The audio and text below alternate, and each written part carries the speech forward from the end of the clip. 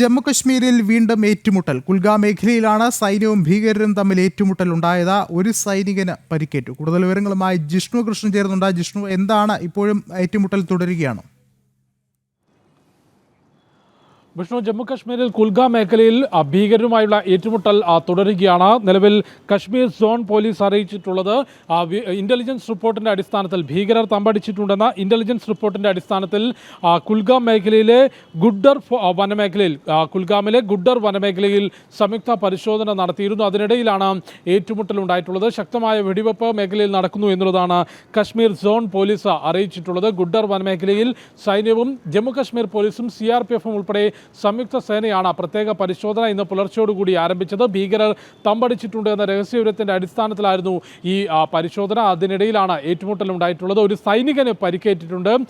മറ്റ് വിവരങ്ങൾ ഉടൻ തന്നെ ലഭ്യമാകും എന്നുള്ളതാണ് സൈനിക വൃത്തങ്ങളും ജമ്മുകശ്മീർ പോലീസും അറിയിച്ചിട്ടുള്ളത്. ഏതായാലും കുൽഗാം മേഖലയിൽ ഏറ്റുമുട്ടൽ തുടരുകയാണ്. കൂടുതൽ സേനാവിന്യാസം മേഖലയിലേക്ക് നടത്തിയിട്ടുണ്ട്. വനമേഖലയ്ക്ക് ചുറ്റും പരിശോധന നടത്തുന്നു എന്നുള്ളതാണ് സൈനിക വൃത്തങ്ങൾ അറിയിച്ചിട്ടുള്ളത്. ഓപ്പറേഷൻ സിന്ദൂറിന് ശേഷം ജമ്മുകശ്മീരിൽ മുൻപ് ഭീകര സാന്നിധ്യം റിപ്പോർട്ട് ചെയ്തിട്ടുള്ള പ്രദേശങ്ങളിലും അതിർത്തി പ്രദേശങ്ങളിലും വനമേഖലകളിലും പ്രത്യേക പരിശോധനയും നിരീക്ഷണവും ഡ്രോൺ ഉൾപ്പെടെ ഉപയോഗിച്ചുകൊണ്ടുള്ള നിരീക്ഷണവും നടത്തിയിരുന്നു. കൂടാതെ ഇന്റലിജൻസ് വിഭാഗത്തിൻ്റെ മിലിറ്ററി ഇന്റലിജൻസിൻ്റെയും കൂടാതെ റോ ഉൾപ്പെടെയുള്ള രാജ്യത്തെ ഇന്റലിജൻസ് സംവിധാനങ്ങളുടെയും നിരീക്ഷണം ജമ്മുകശ്മീർ മേഖലയിലും അതിർത്തി മേഖലകളിലും വളരെ കാര്യക്ഷമമായി മുൻപോട്ട് പോകുന്നുണ്ട്. കാരണം വലിയ രീതിയിൽ പാകിസ്ഥാന്റെ ഭാഗത്തു നിന്ന് പ്രകോപനത്തിന് സാധ്യതയുണ്ട് എന്ന നിഗമനം സൈന്യത്തിനുണ്ട്. അത് കഴിഞ്ഞ ദിവസം കരസേനാ മേധാവി ജനറൽ ഉപേന്ദ്ര ദ്വിവേദി പറയുകയും ചെയ്തിരുന്നു. അത്തരത്തിൽ നിരീക്ഷണങ്ങളുടെ അടിസ്ഥാനത്തിലാണ് കുൽഗാം മേഖലയിൽ ഭീകരർ തമ്പടിച്ചിട്ടുണ്ട് എന്ന വിവരം ലഭിച്ചത്. അതിന്റെ അടിസ്ഥാനത്തിൽ നടത്തിയ സംയുക്ത പരിശോധനയാണ് ഏറ്റുമുട്ടലിലേക്ക് എത്തിയിട്ടുള്ളത്.